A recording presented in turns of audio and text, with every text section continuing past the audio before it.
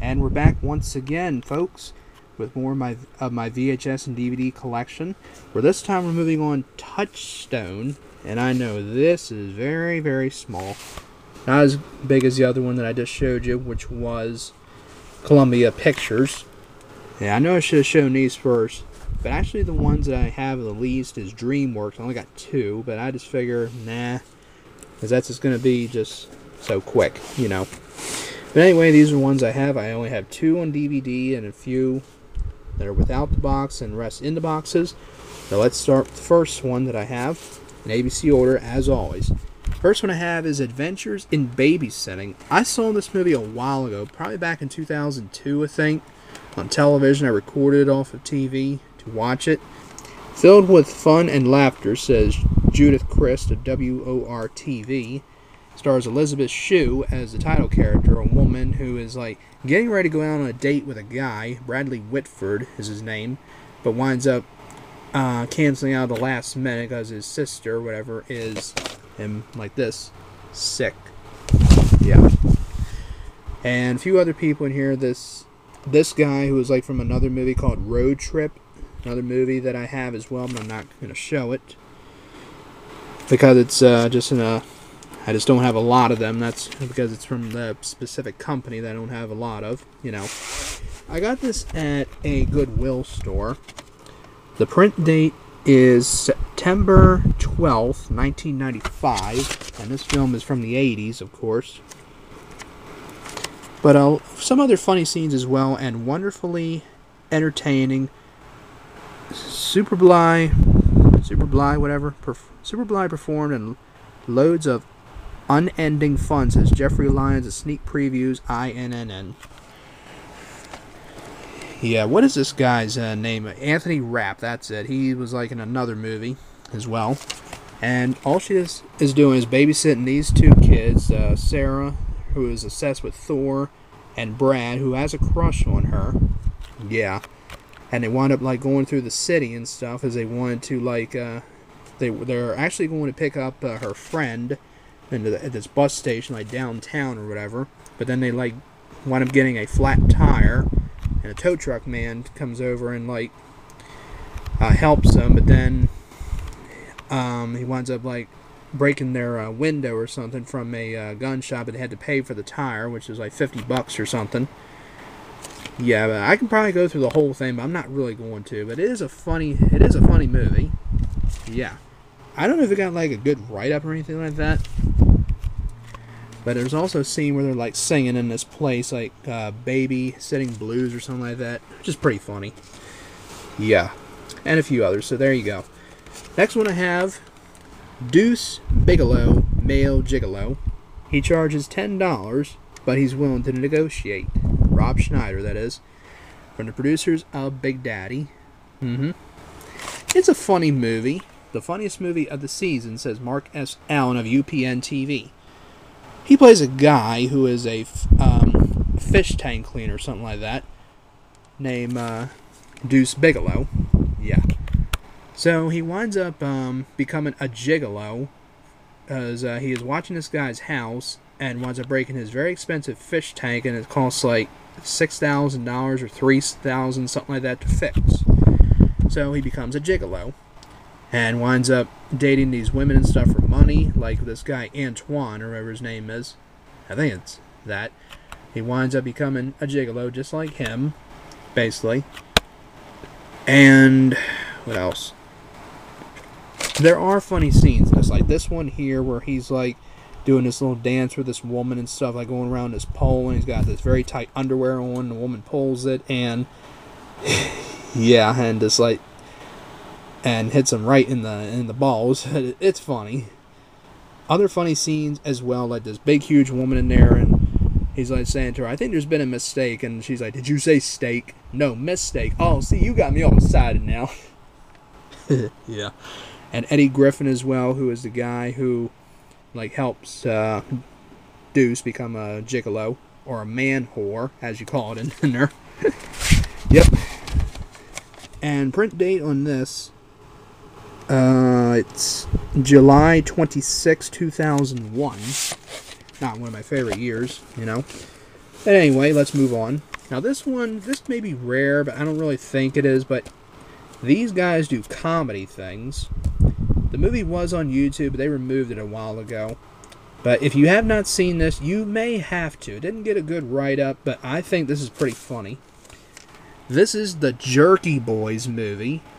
The Jerky Boys are two guys that do these prank calls. They're on CD. Check out my music CD collection, and I will describe it on there. And what they are basically is these prank calling guys. Like this one here, his name is Johnny Brennan or anything, and this guy they just call him Kamal. Like Johnny does voices of a guy named Frank Rizzo, like a guy from New York. Like, yeah, how you doing there? Yeah, this is Frank Rizzo. Who? Frank Rizzo. Open your fucking ears, jackass. They're very foul-mouthed and potty-mouthed, you know. But it's funny.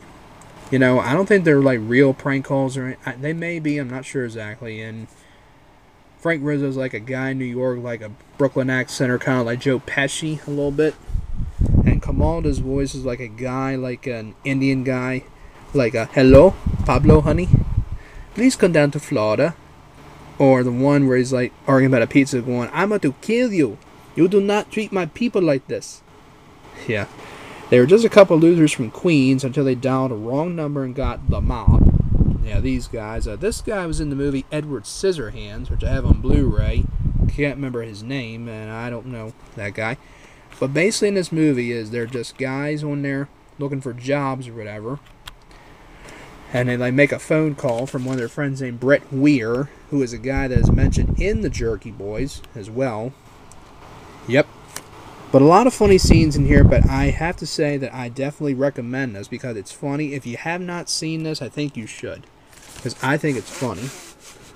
Here's the tape as well, and the print date is May 17th, 1997. But like I said, I think it's funny. If you disagree with me, that's fine, but everybody has different opinions. There you are. And I do have another one, which is on hand. I've had this for a while, with a Be Kind, Please Rewind, with a smiley face. But that doesn't mean when you give us a smile like that, it doesn't mean we're going to rewind it. It was only like for $2 or whatever if you don't rewind it, or Blockbuster, I don't know. Print date on this is September 3rd, 1995. Yep, September 3rd, 1995, 3 days before Cal Ripken Jr. and the Baltimore Orioles would break the 2130 consecutive game streak held by Lou Gehrig for over 40 years at least.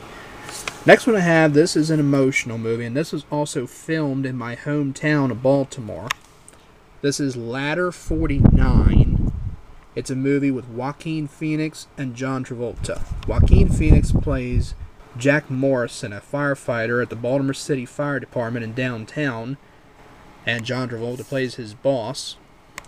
And this is basically about him. He is trapped in a burning building and waiting for help to arrive to get out of there.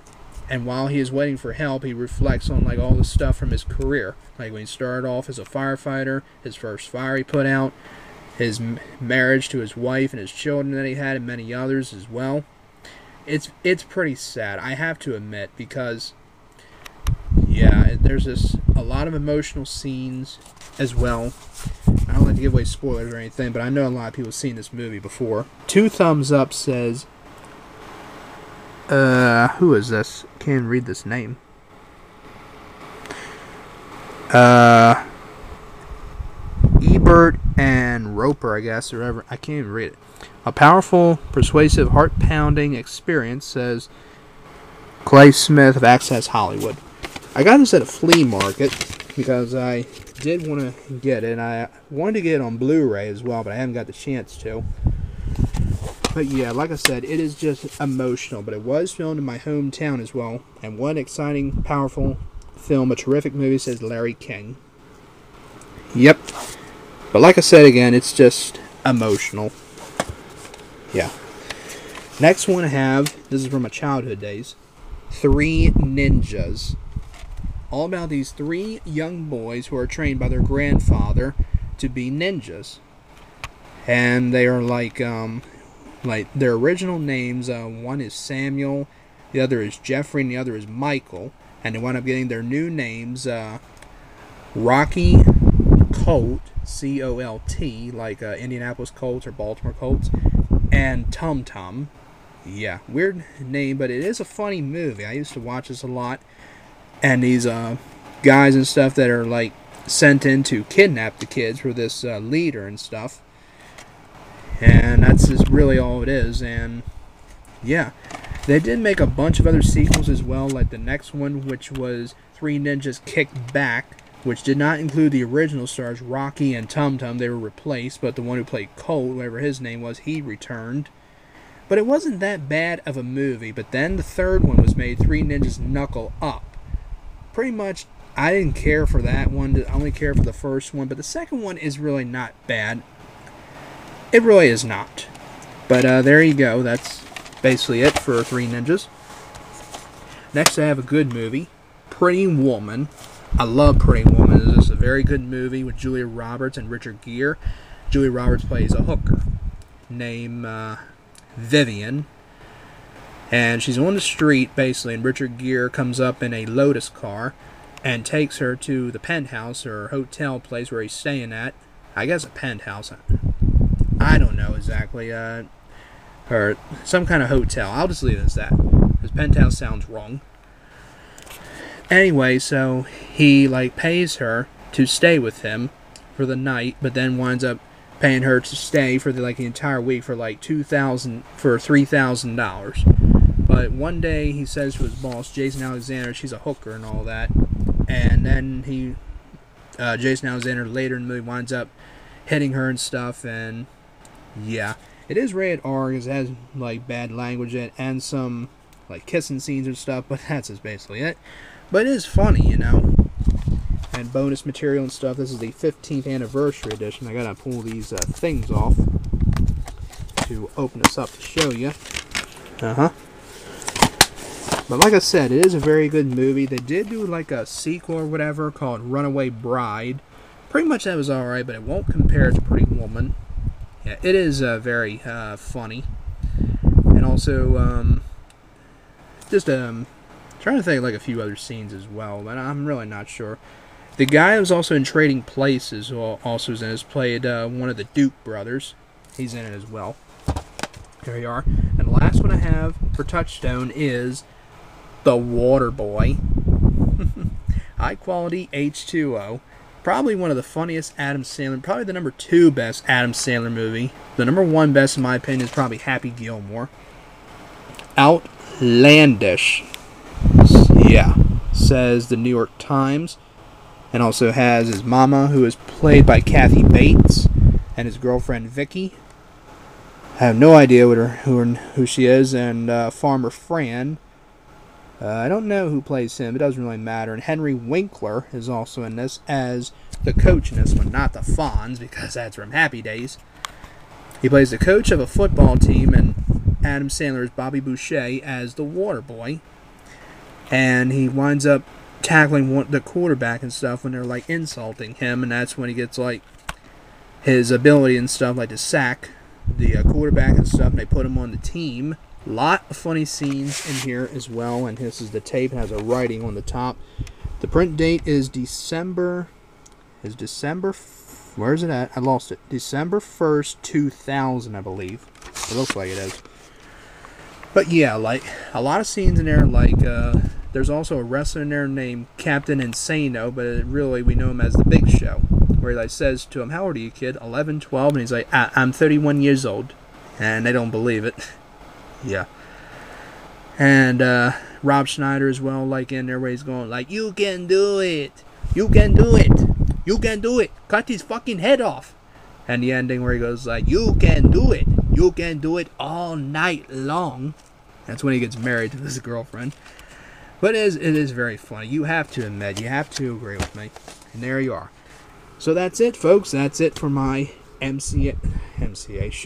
Touchstone VHS and DVD collection. I certainly hope you all enjoyed this.